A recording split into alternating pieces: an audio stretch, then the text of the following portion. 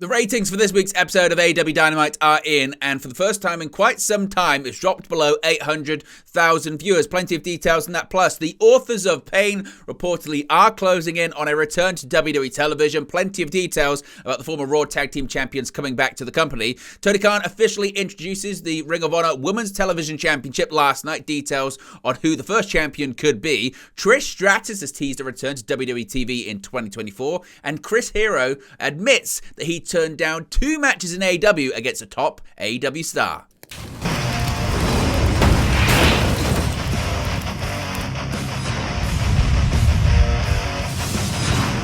Hey guys, welcome back to Wrestling News 365. Hope everyone is doing very well. As always, there are plenty of news stories to get into in the world of professional wrestling. Let's start off talking about the ratings for this week's episode of AEW Dynamite on TBS, and it's not good looking for All Elite Wrestling. The TV ratings for the Holiday Bash special of AEW Dynamite are in, and it looks like there's some coal in Tony Khan's stocking. According to WrestleNomics, the December 20 episode of Dynamite earned a total average of 782,000 viewers, which is down 7% from last week's 845,000 viewers. The key 18 to 49 demographic rating was down even more, coming in at a 0.26, a 13% decrease from the December 13 episode's 0.30. So far this month, the average key demographic for Dynamite is a 0.27, which compared to December 2022 is down 10%. The total viewership from this year to last year's December is also down 10%, with 817,000 viewers in 2023 compared to 906,000 in 2022. And the viewership numbers would have looked significantly worse if not for the show's Q1, which brought in 964,000 viewers, which is likely thanks in part to having The Big Bang Theory as its lead-in. By the time quarter hour 2 rolled around, however, Dynamite had already lost more than 160,000 viewers, and things didn't get better from there. The episode's low point came during the Roderick Strong vs. Commander match in quarter hour 7, which drew only 700,000 eyeballs. Now, the episode took place from the Paycom Center in Oklahoma City, Oklahoma, and saw Jay White defeat Jon Moxley in the AEW Continental Classic Tournament match, which set up a triple threat match between Moxley, White, and Swerve Strickland to determine the Gold League finalists next week. The Holiday Bash also saw the return of AEW World Champion MJF and Riho, earning the right to challenge Toni Storm for the AEW Women's World Championship at the upcoming World's End pay-per-view. What are your thoughts on the numbers? Are these normal numbers for this time of year? But they are down about 10%, not only in terms of total viewers, but the key demographic as well from this point last year.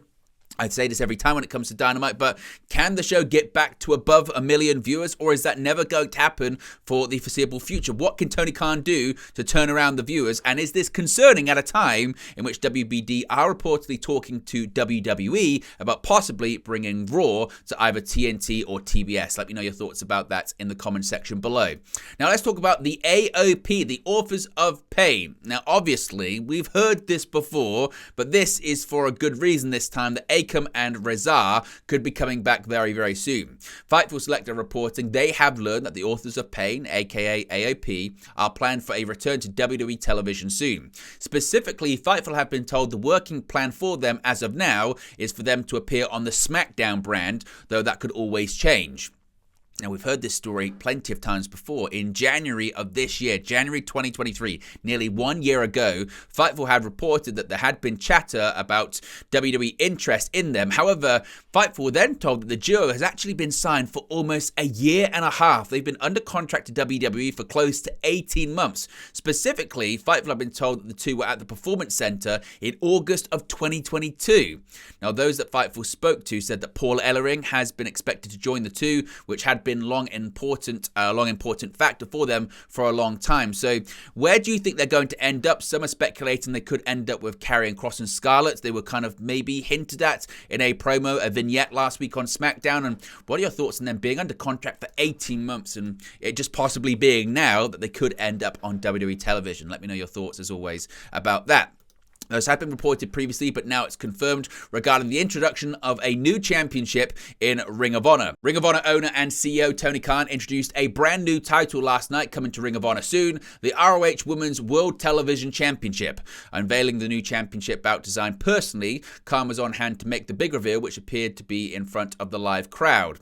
There will be reportedly more details in the coming weeks regarding the title, including presumably an announcement about how the inaugural winner will be determined. Elsewhere on Ring of Honor's television show last night, the Von Erichs made another appearance in ROH as they took on the Workhorsemen after accepting a mysterious challenge on this week's episode of AEW Dynamite for the ROH Tag Team titles. MJF and Samoa Joe are set to defend the tag titles in next week's Dynamite. Could have possible ramifications for future episodes of ROH on Honor Club. But what are your thoughts on the introduction of the ROH Women's World Television Championship? Was it needed? Was it not needed? Are there too many championships? Too many title bouts in AEW/Ring of Honor at the moment? What are your thoughts on all of it? Let me know your takes about that.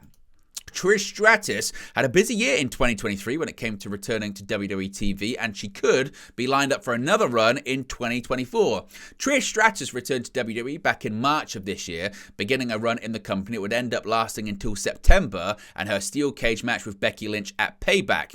Trish recently appeared on GAW TV, where she reflected on her latest run in the company and finished up by saying she looks forward to doing it again next year. She said, quote, 2023 was probably the most insane year I've had on all fronts. I did not expect I returned to wrestling. Obviously, a little mini program turned into 6 months. So much fun. I have a lot of things that are percolating, and we'll let you know when we can let you know. I'm excited. We're on a roll here. Good things are happening, new opportunities and stuff that I didn't even think I could tap into that I am. It's been fun. I can't wait.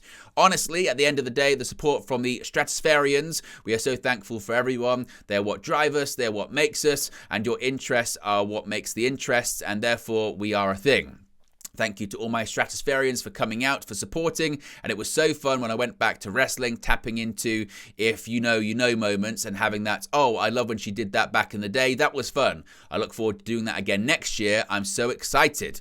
Now, Trish was left laying by her former protege Zoe Stark at Payback, which served as her write-off from television. Zoe Stark has recently said she'd like to finish up her story with Trish Stratus, so certainly anything is possible for next year. Who would you like to see Trish Stratus face off against if indeed she was to return to WWE TV once more? Finally, Chris Hero has confirmed that he has turned down a match in All Elite Wrestling not once but twice with the same person. Now, ever since he was released by WWE in 2020, Chris Hero has been seen by some as an excellent fit for AEW. While Hero has been brought in as a producer for AEW and Ring of Honor, the former Cassius owner has yet to make an in-ring appearance for either promotion. However, as revealed on a recent episode of Talk is Jericho, Hero was approached on 2 separate occasions to participate in an AEW match, both involving, you guessed it, Chris Jericho. Jericho revealed that Hero was pitched as an opponent during the 5 Labors of Jericho during his feud with MJF, and again when Jericho was the Ring of Honor World Champion. Both times, Hero said no. Quote, how do you turn down an opportunity like that once, let alone twice, Hero said, so it's a little embarrassing on my behalf. Hero explained that things move very quickly in AEW, and he was given little over a week's notice if he wanted to do one of the matches. Unsure whether he could even get gear made in time, Hero turned the match down. Both offers came during a period where Hero was not an active wrestler, and before last month, his last match had taken place in March 2020 on an episode of NXT UK. Though Hero thought he may never wrestle again, he has since made his comeback. He wrestled a pair of matches for an independent promotion, West Coast Pro, where he's also been helping out as a coach and a trainer. As for the possibility of Hero getting into an AEW ring, AEW President and CEO Tony Khan seems to be in favor of the idea. In fact, Khan stated earlier this year that he was attempting to convince Hero to make it happen. With the former WWE star now having shaken off some ring rust, it seems more and more likely that he will get his AEW debut at some point in the future. Who would you like to see Chris Hero face off against or possibly team up with in All Elite Wrestling? Could we see a Kings of Wrestling reunion with Claudio Castagnoli, or would you like to see him face off against someone completely different? Let me know about that as well. But there you go, guys. This is the latest pro wrestling news for you. Be sure to smash a like on the like button. Be sure to subscribe, bottom right hand corner. As always, let me know your thoughts in the comment section below. And a reminder, next weekend we've got AEW World's End coming up on pay-per-view. It's December 30 on Long Island in New York. As always, we will be doing a watch along. We will be doing a post show for that. So if you haven't already, be sure to subscribe, bottom right hand corner. Click that notification bell and you'll be notified when we do go live. In addition to that, You can join the WN365 roster by clicking that join button as well. You get your badges, your emojis, and your exclusive members-only content. Thank you very much for watching, and I'll speak to you again very, very soon. Hey guys, thank you for watching, listening, streaming, or however you come across this video today. Be sure to click on the video on the right there to watch our next video, or click the bottom there to subscribe, or the bottom right hand corner. Thank you very much, and I'll speak to you again very soon.